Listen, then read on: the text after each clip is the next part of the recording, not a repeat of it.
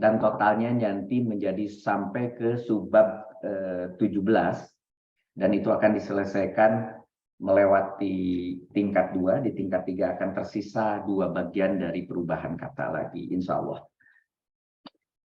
Informasinya mengenai subbab 313 ini tentang jenis isim, dan ini adalah sebuah chapter yang telah diulang berkali-kali. Secara resmi pernah diulang, pernah dimulai di chapter 2 di awal-awal. Dan kemudian respon dari saudara-saudara pertanyaannya tidak banyak. Tapi kini pertanyaannya sangat-sangat banyak karena ini pengulangan yang kedua. Nanti akan ada pengulangan yang ketiga di tingkat 4. Dan saudara akan mendapatkan bahan yang lebih dalam. Jadi persis seperti rencana sebelumnya menggunakan metode yang namanya bawang merah begitu. Jadi ini sudah mulai masuk kedua dengan bahan yang sama pun isinya sudah berbeda. Gitu. Isim, saya ulangi lagi ini, mereview, memiliki beberapa jenis, bisa dibagi berdasarkan minimal 6 hal. Karena ada nanti jenis yang lain yang bisa membedakan. Dan ini yang paling banyak dipakai di dalam berbagai literatur, mulai dari membagi jenisnya, gendernya, bahasa kita itu, kelaminnya, bahasa Indonesia itu, pria atau wanita. Pria kita sebut muzakkar, wanita kita sebut mu'annas. Jangan khawatir kalau ada tulisan di sini mu'annas, muzakkar dalam berbahasa Arab, itu untuk mengenalkan agar saudara besok-besok untuk sebentar saya ada ibu yang bocor, mohon dimatikan, dimute-kan. Kemudian kita lihat di situ muzakkar dan mu'annas untuk membiasakan, karena ketika besok lusa membaca literatur yang lain, kita bisa catch up. Ya, walaupun demikian, saudara tidak perlu khawatir karena di dalam buku ini selalu ada versi bahasa Indonesianya. Contoh di sini, kadang-kadang saya tulis pria, wanita, kadang-kadang saya tulis laki-laki, perempuan, begitu. Ya, seadanya aja di kepala. Yang penting message-nya nyampe kepada saudara. Jangan didikotomikan, kok tidak konsisten, di depan namanya pria, di sini laki-laki, gitu ya. Tidak perlulah. Silahkan saja nikmati, karena kadang-kadang ditulisnya muzakkar, kan begitu kira-kira. Dari jumlah juga bisa dipisahkan. Isim itu ada yang, mohon saya perbesar lagi, biar saudara-saudara yang pakai HP di jalan bisa melihat dengan baik. Jumlah, yaitu ada yang tunggal, ada yang berdua, ada yang jamak. Mufrad, tasniyah, jam'un. Ada juga tasniyahnya nanti diganti jadi mutsana. Nah, dan berikutnya akhirnya kita pakai mutsana karena literatur banyak yang pakai mutsana. Tapi tasniyah juga tetap dikenalkan pada saudara sehingga tidak aneh ketika membaca yang lain. Jadi ada tasniyah, ada mutsana. Berdua kadang-kadang saya tulis double, kadang-kadang saya tulis ganda. Ya silahkanlah. Tunggal gitu ya sendiri, jamak ya tidak ada yang lain, biasanya jamak ya jamak aja. Begitu juga dia dari asal. Dari asalnya ada yang tidak berdiri sendiri, yang mustaq ini, yaitu bisa dilakukan tasrif perubahannya dari mujarotnya. Maksudnya tasrifnya itu adalah tasrif isim. Ya, karena ini kita sedang berbicara isim. Jadi mustaq itu adalah ketika yang bisa ditasrif kepada isim-isim yang kita kenal. Yaitu mulai dari isim fa'il, isim maf'ul, isim zaman, isim makan, isim alat. Itu adalah tasrif-tasrif. Yang memang muncul yang disebut sebagai masdar, itu adalah masdar sebetulnya simai. Sebetulnya tidak bisa masuk ke dalam tasrif. Karena variasinya sangat banyak dan apa yang dikatakan seperti apa adanya orang Arab. Cuma kemudian dimunculkan di dalam kaukaban, di dalam Al-Qur'an, di dalam kamus-kamus itu ada masdar yang mewakili, tapi bukan berarti itu semua setiap madinya adalah turunan bisa menghasilkan masdar yang itu. Tidak. Masdarnya sendiri adalah simai. Gitu.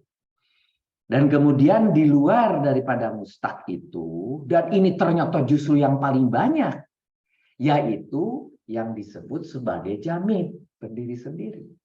Jadi kalau demikian paling gampang, kenali saja mustaknya seperti apa, maka sisanya jamid. Gitu ya. Dan sedangkan yang keempat, bisa juga dipisahkan dari i'rab, perubahan harokat akhir, yang sudah berkali-kali kita bahas. I'rab itu, ya. Nah, ada yang menerjemahkan dalam keseharian kita sebut saja bunglon. Kenapa disebut bunglon? Karena dia bisa berubah dari nasob, gitu ya, dari domah atau dari rofa ke nasob, ke jar, kemudian juga ke sukun, ya, ke jajem, gitu ya. Itu kita sebut sebagai mu'rab. Tetapi yang tidak boleh berubah atau yang tidak pernah berubah dalam posisi apapun dia, ketika rofaknya, ketika nasobnya, ketika zarnya, hurufnya sama. Nah, itu disebut mabni, begitu. Tapi dia menyandang kedudukan sebagai rofa, ya. Kedudukan sebagai nasob, ya. Kedudukan sebagai jar, ya. Tetapi tulisannya sama, gitu bahasanya, ya. Jadi tidak berubah itu karena memang nanti tulisannya sama, itu mabni. Dan kemudian dari keluasan objek, ada yang kita sebut nakiroh, masih umum, masih luas, masih tidak tentu, gitu. Ada juga yang kita sebut sebagai ma'rifat, ada yang sudah khusus, sudah tertentu, sudah jelas yang itu.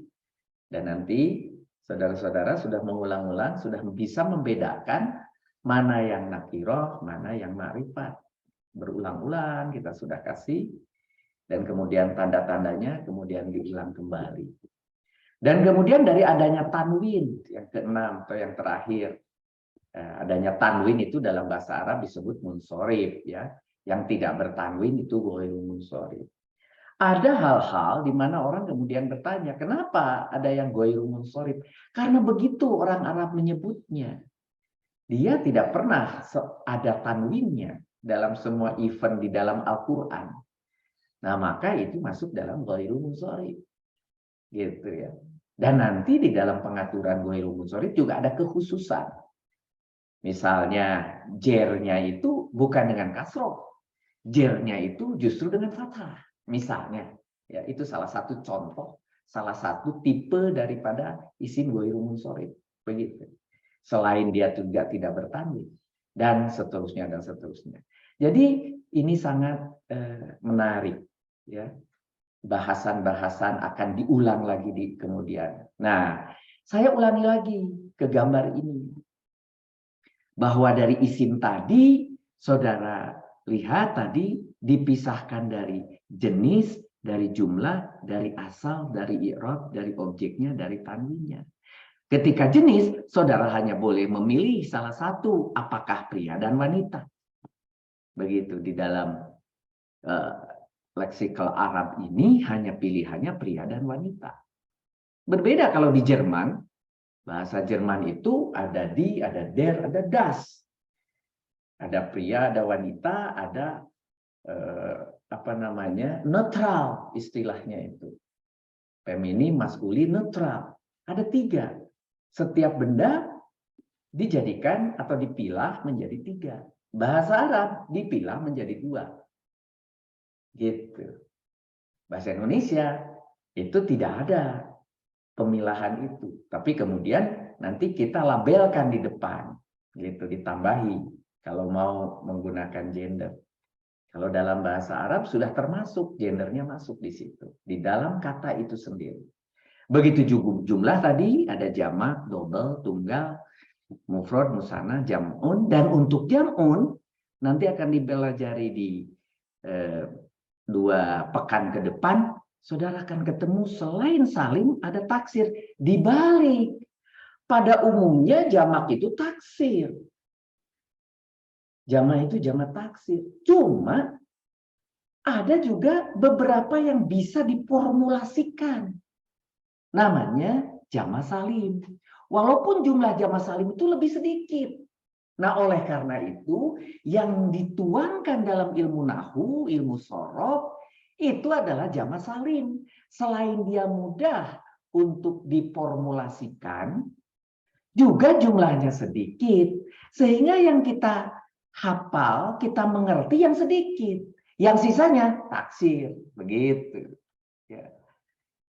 Begitu juga seperti tadi jamid dan mustaq.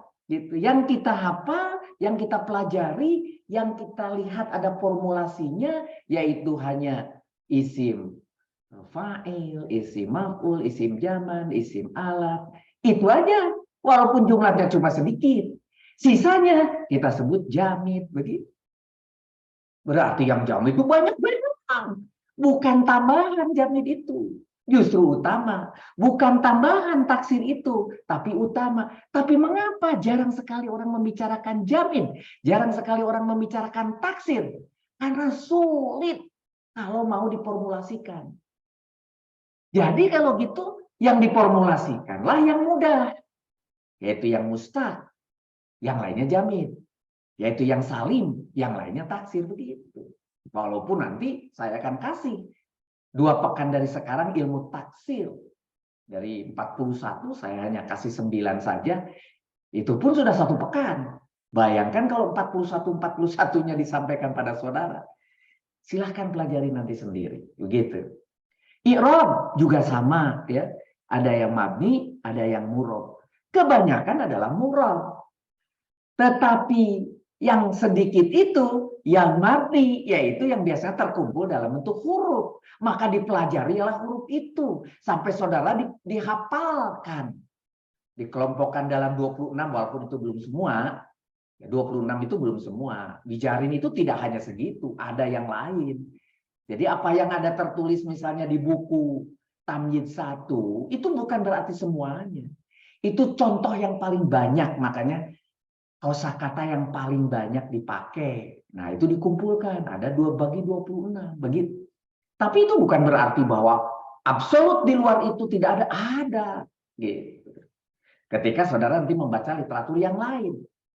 Ada rubah misalnya. Di dalam bijarin. Loh, di kita kok nggak ada? Nggak apa-apa. Karena jumlahnya sedikit.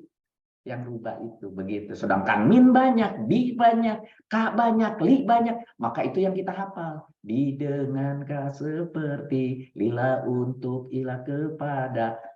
Oh, kok pakai begitu nadanya? Boleh. Saudara mau pakai menada apa saja juga boleh.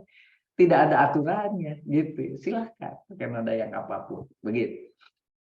Nah, begitu juga nanti objek, nakiro dan ma'rifat. Nanti ada definisinya yang ma'rifat. Yang kemarin sudah di tingkat 1 sudah dipelajari. Nanti akan ada lagi.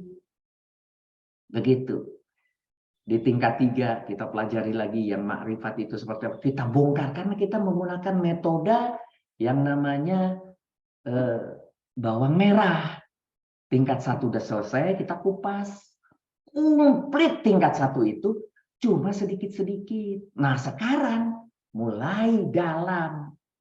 Sedikit di tingkat 2. Nanti di tingkat 3 makin dalam. Gitu. Ya.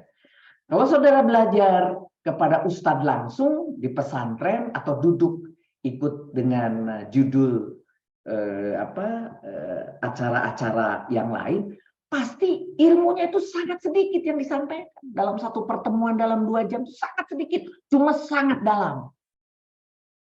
Nah, berat bagi saudara-saudara belum mengetahui secara menyeluruh.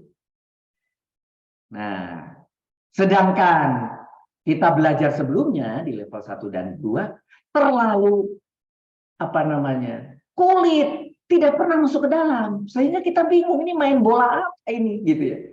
Nah, insya Allah dengan menggunakan metode kulit bawang merah ini kita akan masuk makin dalam, masuk makin dalam, masuk makin dalam. Dan saudara akan sampai pada intinya nanti. Begitu.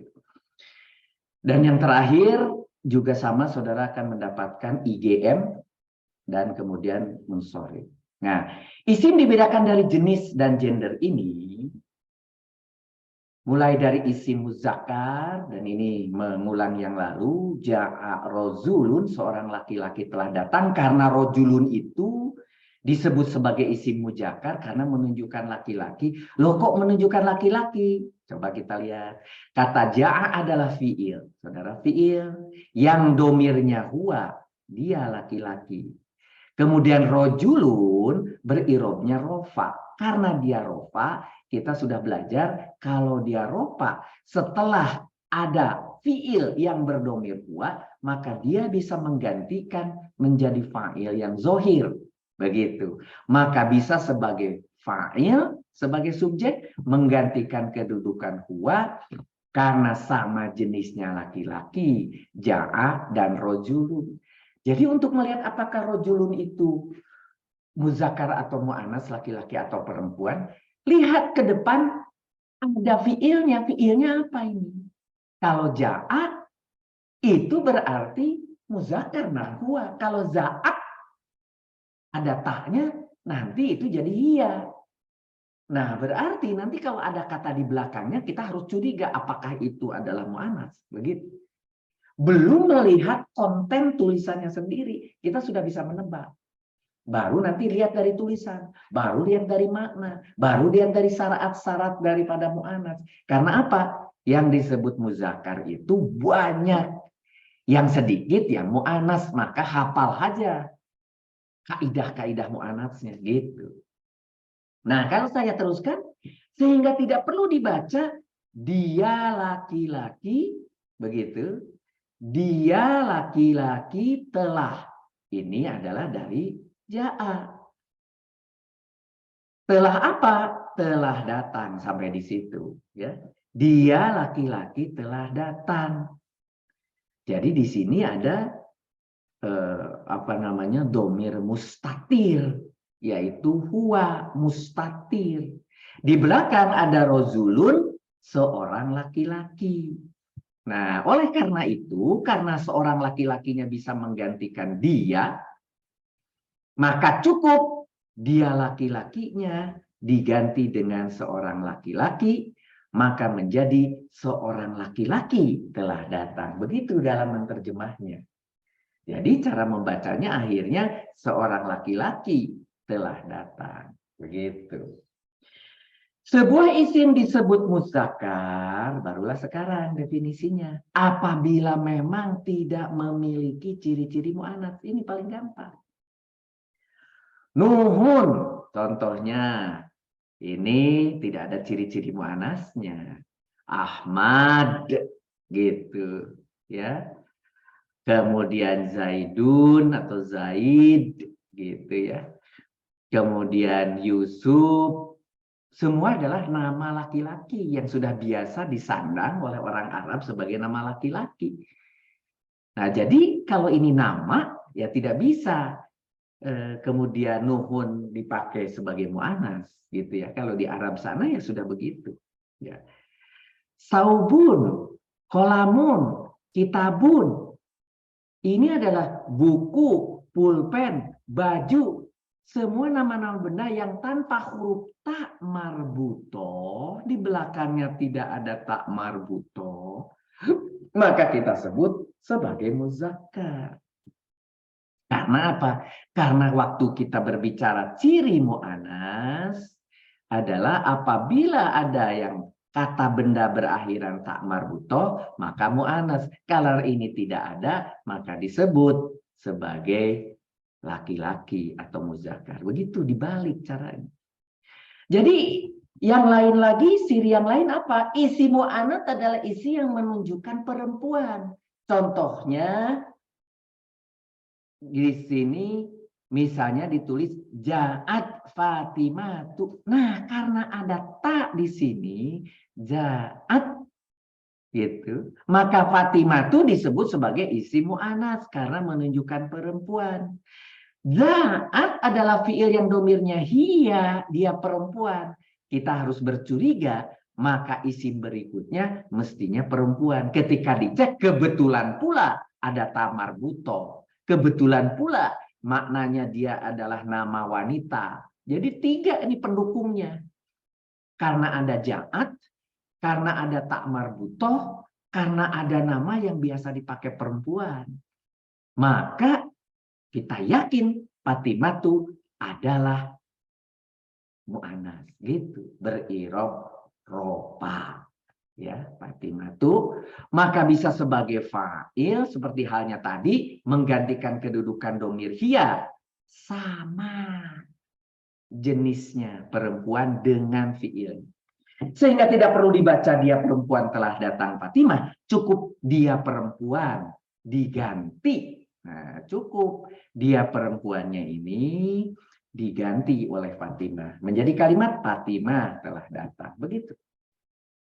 Isi mu'anats bisa dibagi menjadi 3 bagian. Ada yang lafzi, ada yang maknawi, ada yang majasi. Pembagian ini saya ambil dari yang paling banyak dipakai di berbagai literatur. Nanti ada yang lebih dari ini, ada. Literatur lain nambahin lagi. Tapi yang tambahin itu ternyata tidak absolut. Kalau yang ini yang saya sampaikan yang seminimal mungkin tetapi yang pasti, yang absolut. Nanti kalau saudara baca literatur yang lain, ada tambahan silahkan. Dan saudara percaya itu bisa membantu, masukkan dalam pikiran saudara, beristihad sendiri, itu pun adalah salah satu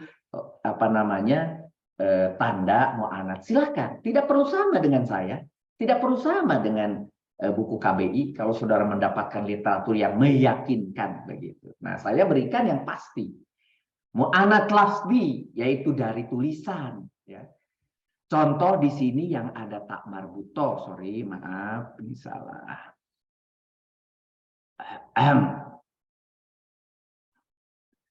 Contoh di sini yang ada tak marbuto, gitu ya. Contohnya madrasatun, sekolah. Yang ada alif maksuroh, alif pendek, alif bengkok. Terserah saudara menyebutnya yang suka yang mana, gitu ya. Yang paling besar ya kubro gitu ya, paling besar kubro, kemudian diakhiri dengan alif maksuroh, kemudian alif panjang seperti ini ya, atau alif tegak atau disebut alif mamdudah. Wah, susah lah mamdudah, nggak apa-apa, ingat aja alif panjang, alif tegak boleh gitu ya. Nah, itu semua dari lafaznya ciri-ciri sebagai mu'anats. Sedangkan dari maknanya, dari hakikinya, itu kita bisa lihat juga yang tidak disertai dengan ciri-ciri mu'anats seperti di atas, tapi berkaitan dengan jenis kelamin. Contohnya Hindun, nama seorang wanita. Gitu, walaupun tidak ada tamar butohnya. Zainab, Zainabu, itu nama seorang wanita. Itu secara makna, secara hakiki, itu secara zat dia adalah memang wanita, gitu. Nama istri kita namanya apapun, pakai tamar butuh atau tidak, ya tetap saja dia mu'anats, gitu. Kemudian mu'anats majasi tidak ada ciri-ciri mu'anats, tidak ada berkaitan jenis kelamin perempuan, tetapi sudah begitu dianggap oleh orang-orang Arab sebagai berjenis kelamin mu'anats. Itu disebut majasi, yaitu contohnya samun, matahari. Ya sudah diputuskan begitu sama orang Arab, ya kita ikutin. Jangan kemudian kita cari alasan. Tidak bisa, matahari tidak bisa wanita. Matahari itu adalah dia laki-laki misalnya. Gitu misalnya. Kenapa dia matahari? Karena dia kuat. Cari alasan. Nggak perlu. Itu ya sudah begitu dari sananya. Makanya disebut majasi. Begitu. Disebut majasi karena memang sudah begitu dari sononya. Ainun, mata. Dan ternyata bukan hanya mata. Anggota tubuh yang berpasangan itu semua dimasukkan dalam mu'anats. Bahkan ada beberapa literatur yang berani mengatakan semua yang berpasangan, bukan hanya anggota tubuh. Ya silahkan kalau saudara mencoba mencari di Al-Quran lagi, apakah seluruh yang berpasangan itu adalah selalu dianggap mu'anats? Baca. Gitu. Tetapi yang meyakinkan adalah yang anggota tubuh yang berpasangan. Ya, walaupun ada literatur lain yang mengatakan seluruh yang berpasangan. Kemudian, rusulun, buyutun, masajidu, itu semua adalah termasuk jamak taksir. Dan jamak taksir itu adalah dimasukkan sebagai mu'anats. Kulu jam'in, begitu waktu kalau kita di pesantren nanti dinyanyiin. Kulu jam'in, gitu. Adalah taksir, mufrad, gitu. Jadi dia adalah selalu si taksirnya itu adalah selalu mufrad mu'anas. Dinyanyikan di pesantren itu supaya kita hafal bahwa seluruh jama' taksir selalu didefinisikan dalam berharokat adalah sebagai mufrad mu'anas. Mufrad mu'anas. Nah, yang meyakinkan sendiri adalah menjadi mu'anas dalam kasus kita sekarang. Kemudian setiap huruf baik hijaiyah, abatasa, jaha, hodal, darah itu termasuk mu'anas. Atau huruf-huruf yang memiliki makna yang kita kenal huruf maknawi, min, ina, dan sebagainya. Gitu. Nah, begitu juga nama tempat. Mesir, Jakarta, Mekah, Madinah. Itu nama-nama tempat, itu juga klasifikasinya mu'anas. Nah, selain itu semuanya muzakkar, begitu klasifikasi. Kemudian isim dibedakan dari jumlah. Dalam bahasa Indonesia kita hanya mengenal kata tunggal dan kata jamak. Dalam bahasa Arab selain dikenal kata tunggal dan kata jamak, juga dikenal kata ganda atau double. Ya. Isim mufrad dalam isim yang menunjukkan arti tunggal. Ini pengulangan sehingga saudara-saudara sangat paham sekarang. Muslimun seorang muslim, muslimatun seorang muslimah, kitabun sebuah buku. Kalau kitabun tanpa alif itu boleh jadi kitab, boleh jadi catatan, boleh juga jadi buku yang umum. Tapi kalau dikasih alif, kitabun itu spesifik untuk buku. Kolamun sebuah pulpen. Contohnya lagi di sini ja'a muslimun. Kalau dalam bentuk kalimat, maka seorang muslim telah datang. Seorang muslimnya menjadi fa'il. Gitu yang tadi itu metodenya. Karena ja'a itu dia memiliki domir huwa, dan huwanya bisa diganti dengan sesuatu yang di belakangnya rofa. Dan kebetulan kita baca muslimun adalah rofa. Seorang muslim, maka jelas dia bisa menggantikan. Jadilah muslimun disebut sebagai isim mufrad sehingga menunjukkan arti tunggal yang artinya seorang muslim. Begitu. Kemudian ada isim musanna atau disebut juga tasniyah. Adalah isim yang menunjukkan arti ganda atau dua. Ada muslimani, ani, ani, ani. Ingat saja, ani. Ani itu dua. Muslimah ini itu dua juga. Apa bedanya? Kan saudara sudah pernah belajar sebelumnya. Kalau muslimani itu untuk rofa, tapi ketika muslimah ini nanti untuk nasob atau untuk jer. Masih ingat lagunya?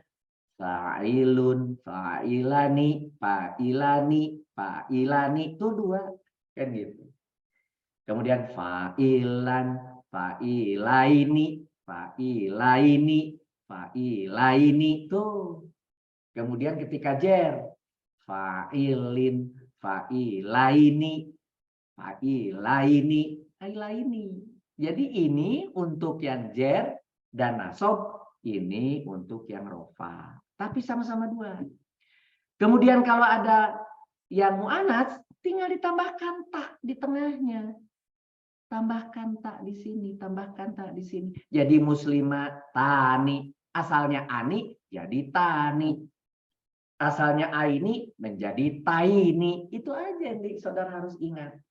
Gitu. Baru, kalau itu kata benda yang tidak berakal, di sini contohnya, kitabani, kitabaini. Sudah.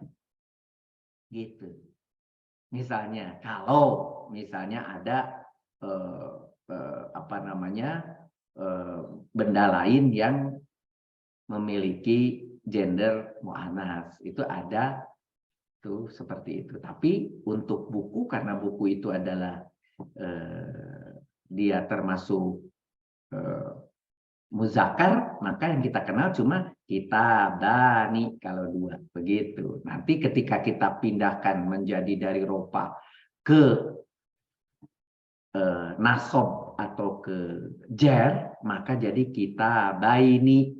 Gitu. Misalnya di depannya adalah perempuan kata sebelumnya, maka juga saudara harus pakai kata yang lain yang perempuan, tapi bukan kitab, karena kitab semuanya laki-laki gitu. Kemudian 2 pulpen, kolamani, kolamaini, sama. Yang kiri adalah untuk yang rofa, yang kanannya untuk nasab dan jer. Contoh dalam kalimat ja'al muslimani, muslimani, ani, ini 2. Di sini ja'a, huwa. Loh, kok beda? Memang, karena ini adalah fi'il, huwa, yang bisa digantikan oleh fa'il yang zohir. Yang zohir adalah muslimani. Siapakah muslimani? 2 orang muslim yang telah datang. Begitu.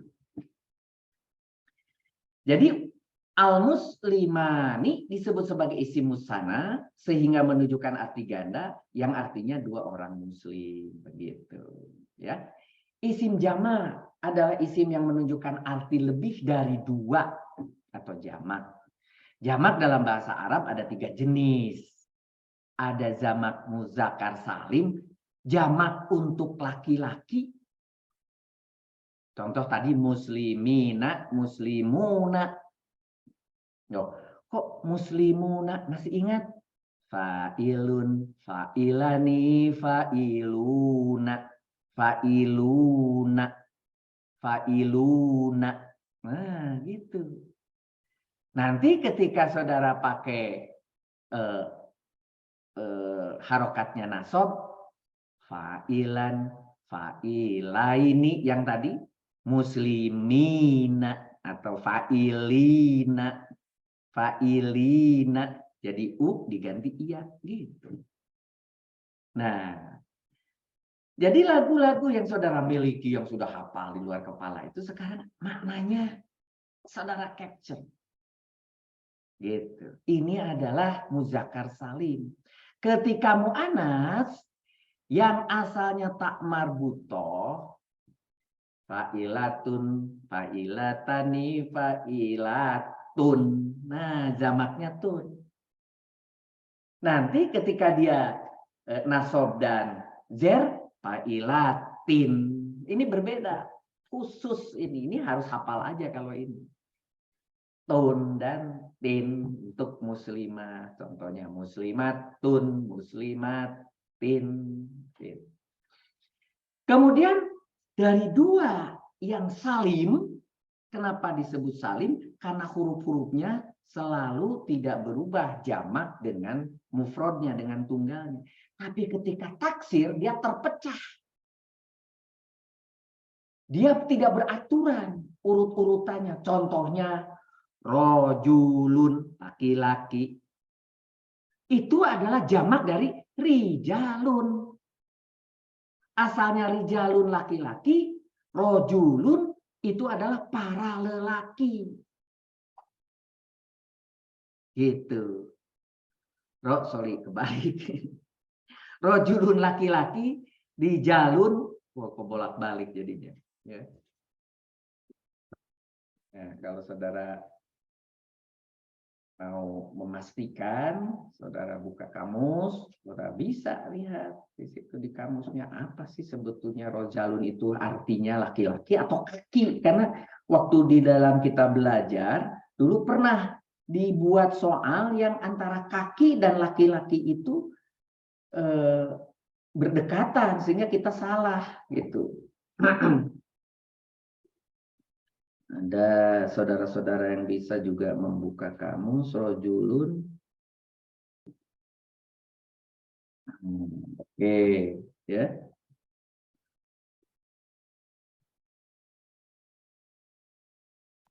Nah, sini ada nih. Rojulun laki-laki, bukan kaki ternyata. Ya betul ya. Saya cuma khawatir aja nih. Rojulun laki-laki, rijalun para lelaki gitu. Nabiun adalah nabi, anbiya'u. Coba lihat di sini tidak seenak muslimin muslimuna. Di sini nabiun Jadi an ada lagi di situ dikasih hamzah di depan. Jadi an. Kemudian yang belakangnya yun dirubah menjadi hamzah pakai doma, kan aneh. Inilah yang disebut taksir, terpecah, tercerai-berai. Taksir itu. Nabiyun jadi anbiya'u. Rojulun menjadi rijalun. Harokatnya aja sudah dari ro menjadi ri, berubah. Nabi, para nabi, rasulun menjadi rusulun, begitu. Itulah taksir. Ustadun menjadi asatidatun. Ustad, begitu. Ada lagi nanti juga bukan hanya satu, kalau ustadun nanti ada lagi taksir yang lainnya. Jadi satu mufrad nanti kadang-kadang ada 2 atau 3 jamak taksir yang saudara temukan. Boleh, nanti kita lihat. Ini contohnya untuk yang berakal. Ketika yang tidak berakal, contohnya yang taksir juga tapi tidak berakal atau tidak ghairu akil, untuk yang ghairu tidak berakal, maka contohnya kitabun, buku, menjadi kutubun. Kolamun, aklamun, beda lagi. Babun, pintu, menjadi abwabun. Nah, terpecahnya seperti ini yang kita sebut sebagai taksir. Ja'a muslimuna, beberapa orang muslimun, maka kata muslimuna, al-muslimunya disebut isim jama, sehingga menunjukkan arti lebih daripada 2, beberapa orang muslim tetapi berakal, gitu. Ketiga, isim dibedakan dari asalnya. Ya, jadi yang pagi ini kita akan berbicara 2, yang tadi tentang gender, sekarang asal. Yang disebut sebagai jamin secara bahasa disebut kaku atau baku, atau isim jamin ini isim yang berdiri sendiri, tidak berasal dari kata lain sebelumnya, yaitu tidak berasal dari fiil yang diubah menjadi isim fa'il, isim maf'ul, isim zaman, isim alat, itu maka itu nanti kita sebut jamin, dan ternyata jumlahnya paling banyak itu. Tetapi yang harus kita hafal yang mustaknya, yang kebalikan daripada jamid. Contohnya rojulun, laki-laki, kolamun, pulpen, gusnun, ranting, naharun, sungai, bahrun, laut, adlun, keadilan, istimaun, pertemuan. Begitu. Sedangkan yang harus kita hafal yang mustak. Karena itu yang paling gampang dan jumlahnya pun sedikit. Yaitu secara bahasa adalah pecahan atau belahan isim mustaq ini, yaitu isim berasal dari atau yang dibentuk dari kata lain. Contoh isim fa'il. Nasirun itu adalah isim fa'il dari nasoro. Kemudian mahmudun isim maf'ul dari hamida. Nah, masjidun isim makan dari sajadah, begitu. Nah, contoh yang lain ternyata bukan hanya itu, tetapi di sini saya tuliskan isim mustaq itu mulai dari isim fa'il, isim maf'ul, sifat musabahah, mukhalafah isim fa'il, isim tabdil, isim makan, isim zaman, isim alat, begitu. Dan ini semua adalah merupakan ciri-ciri mustaq. Di luar ini maka disebut jami'. Turunan dari fi'il madi ini yang diubah menjadi isim mustaq dikenal sebagai tasrif istilahi yang sudah dipelajari di pekan-pekan sebelumnya. Isim dibedakan dari perubahan akhir kata. Ini tambahan untuk mengulang lagi. Ada kata yang berharokat, berubah-ubah atau irob yang seperti sebuah bunglon. Seiring dengan perbedaan kedudukan kata dalam kalimat, ada juga kata yang harokat akhirnya tetap, tapi hurufnya yang berubah. Maka bila kata seperti ini, yaitu yang disebut sebagai isim mu'rob yang bisa berubah. Ya. Ada juga kata yang harokat akhir dan hurufnya tidak berubah, walau diawali dengan sebuah awamilul atau disebut sebagai isim mabni. Isim mabni ini, nah karena juga sama, yang isim mu'rob itu yang paling banyak, Nah, yang harus saudara kenali yang mabninya saja, begitu. Isim yang harokat akhirnya tidak dapat berubah meskipun didahului oleh awamilul. Di antara isim-isim yang termasuk dalam kategori mabni itu ada isim domir, sebut kata ganti, huwa, huma, hum, artinya dia. Itu nanti ada dikumpulkan di kolom 24, 25, 26. Ada isim mausul, kata sambung, aladi, aladani, aladina. Mausul itu 21. Aladi, aladani, aladina. Gitu. Kemudian ada isyarah menunjukkan kata tunjuk.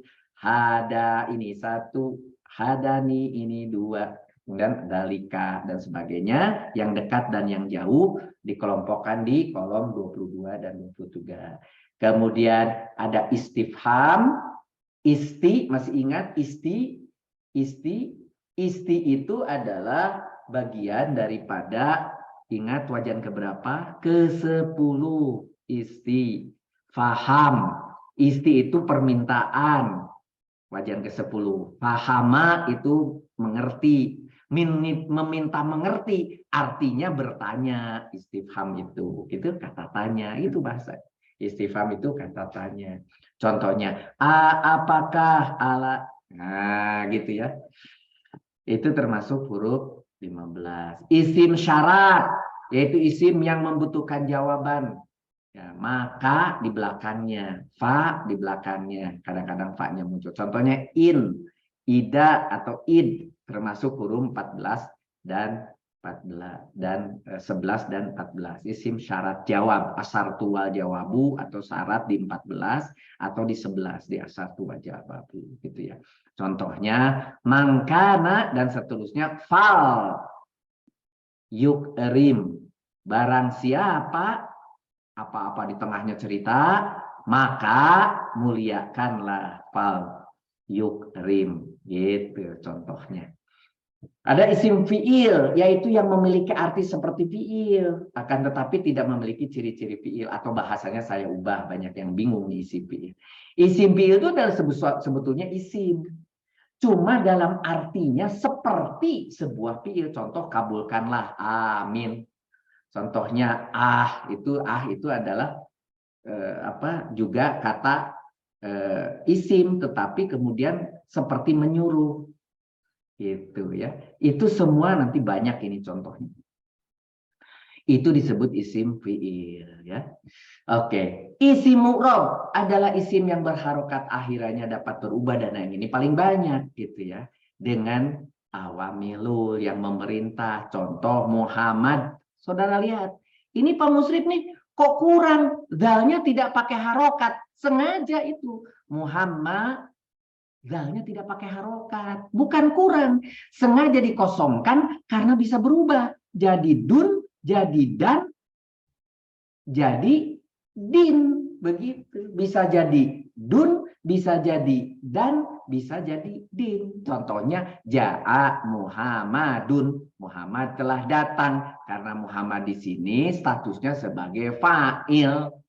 Kenapa fa'il? Karena di sini ada huwa, di belakangnya berharokat doma. Maka Muhammad di situ yang berperan.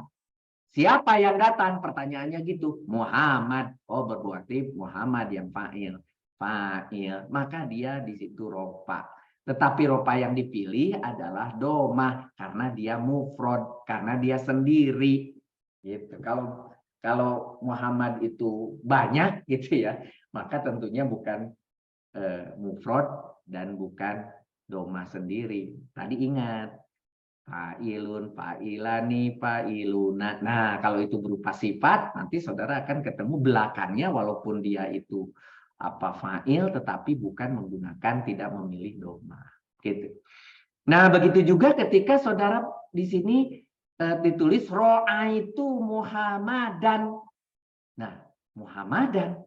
Kenapa kok di situ Muhammadan? Karena di situ ada tertulis ro'aitu. Kalau ro'aitu di sini domirnya adalah pasti ro'aitu. Masih ingat? A-a-u at-tanata tuma tuma. Oh, berarti itu adalah sebuah kata lain bukan hiya.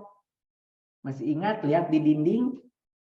Atau lihat di yang terakhir itu pekan keberapa ya?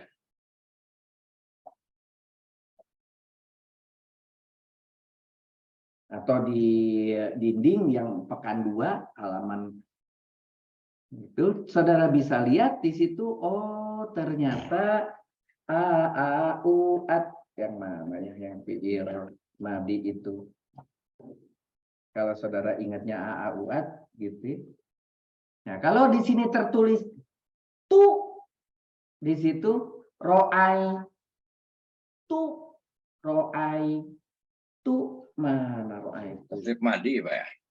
Ya, memang fiil madi. Coba dibuka halamannya. Saya lagi cari halamannya di mana itu. Halaman berapa itu? Di pekan berapa itu fiil madi? Pekan 4. Saudara buka pekan 4. Nah, dibuka pekan 4 di situ. Dicari di situ yang belakangnya tuh. Oh, ternyata itu anak faal tuh gitu. Kalau faalna itu nahnu. Jadi begitu cara mencarinya. Kalau saudara sekarang sudah hafal mah, oh tidak perlu langsung oh faal tuh. Oh berarti tuh itu anak gitu. Karena anak maka diterjemahkan menjadi saya. Begitu bahasa. Buka bukunya, baca dindingnya, ulangi. Proses itu tetap saudara lakukan. Baca, kan begitu. Jadi ro'a itu saya telah melihat. Karena di situ saya atau tu itu adalah makrifat tertentu, saya bukan huwa tidak bisa diganti oleh isim johir. Nah, oleh karena itu di situ tidak bisa Muhammadun, tetapi Muhammad dan. Siapa yang dilihat oleh saya atau apa yang dilihat oleh saya adalah Muhammad. Kalau begitu Muhammad menjadi objek, berarti namanya maf'ul. Begitu cara prosesnya begitu. Prosesnya ulangi seperti itu. Biasakan mengulang. Lama-lama tidak perlu seperti proses tadi yang saya lakukan. Buka ini, baca dinding, tidak perlu. Ah gampang. Ini ro'a itu saya telah, oh berarti belakangnya pasti maf'ul. Begitu. Gampang. Tapi gampang itu kalau sering mengulang. Gitu. Ro'a itu adalah adalah fiil, kemudian membutuhkan maf'ul, karena dia adalah muta'adi, maka maf'ulnya ketemu namanya Muhammadan gitu. Dan maka dipakailah menggunakan yang fathah karena dia itu tunggal, karena dia mufrad. Dia nasob, tapi nasobnya pakai fathah karena nasob banyak pilihan, begitu. Ya. Begitu juga kalau dijadikan contoh yang lain. Saya lagi marortu berjalan atau bertemu. Marortu siapa? Tuh masih ingat tadi caranya. Ketemunya saya, anak.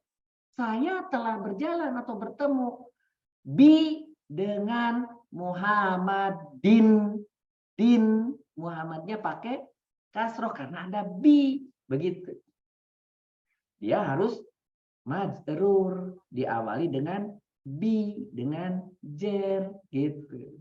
Karena dia mufrad, jernya pakai kasroh gitu. Sebagai contoh sederhana. Jadi dari contoh-contoh tersebut dapat disimpulkan Muhammad, ini ada dalnya yang masih kosong, adalah mu'rob karena harokat akhirnya dapat berubah dengan awamilul yang mendahului.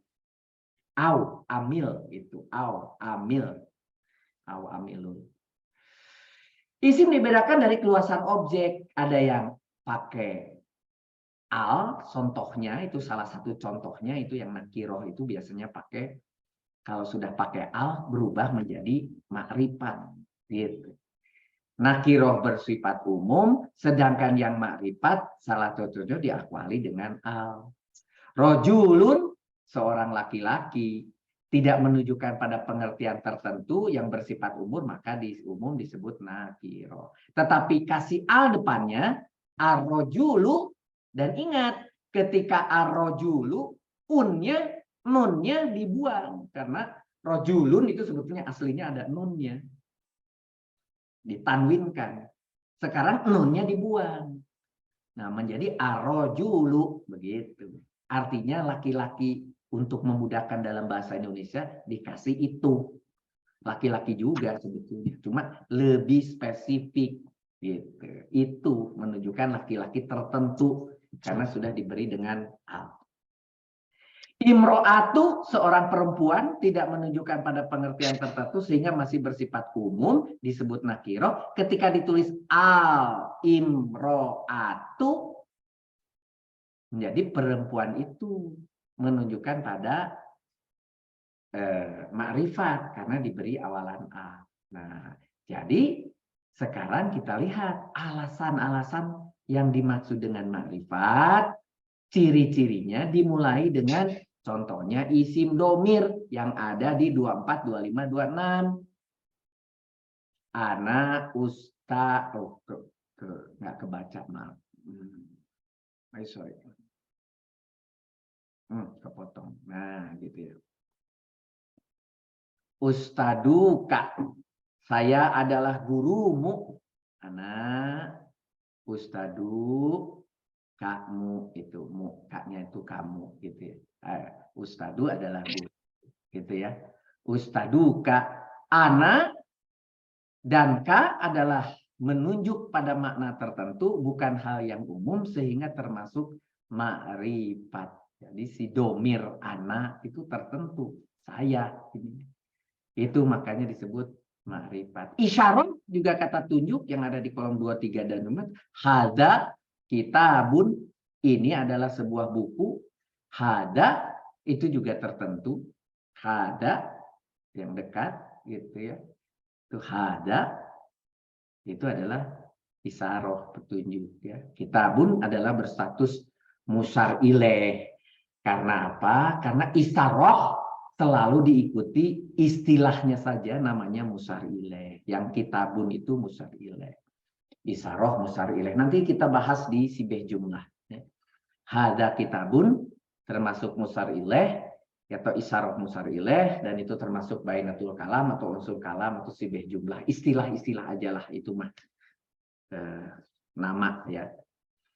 Isi mausul, kata sambung ada di kolom 21. Contohnya ja'alladzi, alladzi, nah ladzi, alladzi itu adalah yang, alladzi yang, gitu. Itu menjadikan sesuatu itu menjadi ma'rifat. Yaktubu darsa, akan menulis pelajaran, gitu. Akan menulis pelajaran. Siapa itu yang telah datang, yang ja'a? Ya tuh. Alladzi. Nah, jadi alladzi di situ. Alladzi itu yang akan menulis pelajaran. Baru belakangnya disebut silah. Maka disebut mausul silah. Disebut istilahnya MS, mausul silah. Karena dimulai dengan mausul, belakangnya namanya silah. Silah boleh berupa sebuah kalimat tersendiri. Contohnya, yaktubu darsa, itu kalimat tersendiri. Menulis pelajaran. Akan menulis pelajaran, yaktubu, dia akan menulis pelajaran, gitu. Atau dia menulis pelajaran, itu sebuah kalimat.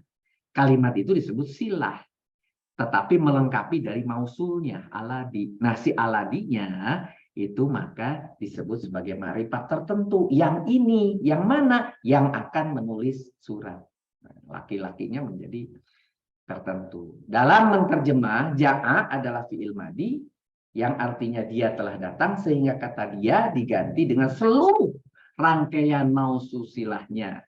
Maka terjemahannya menjadi seorang laki-laki yang akan menulis pelajaran telah datang. Itu kalimat tersendiri. Kemudian isim yang diawali dengan al. Setiap kata yang ditambahi dengan al menjadi berstatus tertentu, makrifat. Sehingga tidak boleh ada tanwin. Belakangnya tidak boleh ada an, in, un. Contohnya, al-kitabu fil hijaroti. Kitab itu dalam lemari, ijaroti karena ada fi, alkitabu karena pakai al, maka dia menunjuk pada khusus yang itu. Maka sehingga kita mengatakan alkitabu adalah makrifat. Begitu. Isim alam menunjukkan nama, semua nama itu masuknya adalah sebagai makrifat. Yaktubu Muhammadun darsa, Muhammad sedang menulis pelajaran. Al-darsa atau al-darsa, karena di situ ada al, maka makrifat. Gitu ya. Kemudian isim mudhof adalah di ini. Apa itu isim mudhof? Yaitu isim yang dimudhofkan kepada isim makrifat.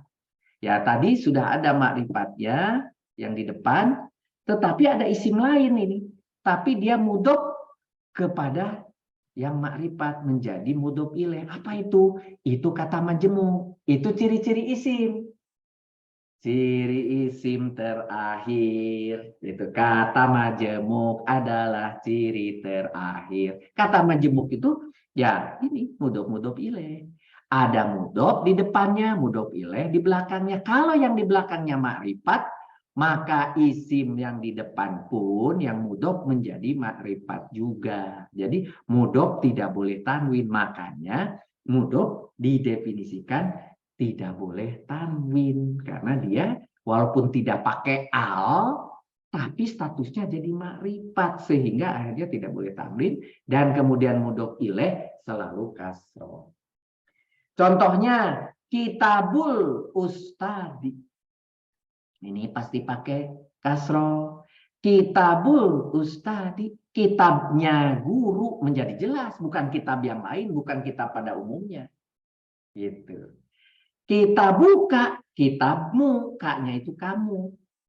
Ibnu ustadi, anak laki-lakinya ustad. Ingat, lihat di belakangnya di sini.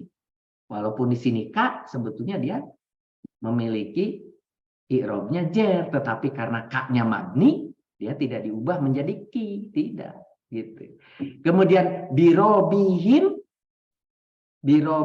ada bi menjadi robi, sampai di situ sebetulnya urusannya jer, tetapi kemudian robihim urusannya di situ menjadi mudhof ilaih. Jadi ini ada dua ketentuan bergabung. Birobi adalah jer majrur, robihi adalah mudhof ilaih. Jadi tiga kata disatukan di robihim dengan Tuhan mereka. Itu tiga kata disatukan. Kemudian di sini dikatakan kitabu, ibnu, robi sebagai mudhof, bagian kata yang di depannya, tetapi diklasifikasikan sebagai isim ma'rifat karena dia berhubungan dengan mudhof ilaih yang ma'rifat. Ya. Jadi bila kita perhatikan dari 6 jenis ma'rifat, 4 diantaranya jenis yang pasti ma'rifat, yaitu domir, isaroh, alam, mausul. Itu pasti ma'rifat. Maka di luar itu setiap isim nakiro. Jadi yang paling banyak apa? Nakiro. Ma'rifat itu sedikit. Domir, isaroh, alam, mausul. Kecuali juga nanti yang ditambahi al, kecuali ditambahi lagi yang 5 ini dipakai sebagai mudhof ilaih, maka yang di depannya nanti menjadi makrifat juga gitu, atau diidofahkan kepada yang 5 tadi gitu. Kemudian isim dilihat dari adanya tanwin, tapi nanti ini akan dijelaskan belakangan ya. Munsorif itu bertanwin, goiru munsorif tidak bertanwin. Isim munsorif itu tadi yang bertanwin dan ada yang tidak bertanwin ya. Tanwin itu asalnya dari nun yang diucapkan setiap huruf isim mu'rab yang sedang tidak bersambung dengan al. Jadi kalau ada al, maka yang namanya nunnya dibuang, maka artinya tanwinnya hilang. Ja'a Muhammadun, Muhammad telah datang gitu. Muhammad disebut isim munsorif, kurang n ya, munsorif. Itu karena apa? Karena dia di dalam Al-Qur'annya ditulisnya pakai tanwin, ada nunnya. Muhammadun menerima tanwin, diberi harokat doma karena statusnya sebagai fa'il yang tadi cerita tadi ya. Tetapi isim goiru munsorif yang tidak bisa menerima, contoh misalnya Umar, Umaru gitu ya. Ja'a, oh mohon maaf ada Pak Umar. Ja'a Umaru itu Tidak bisa ditulis Umarun, nggak boleh karena begitu dari sononya Umar ya Umaru begitu telah datang. Ya, itu termasuk isim ghairul munsharif. Oke.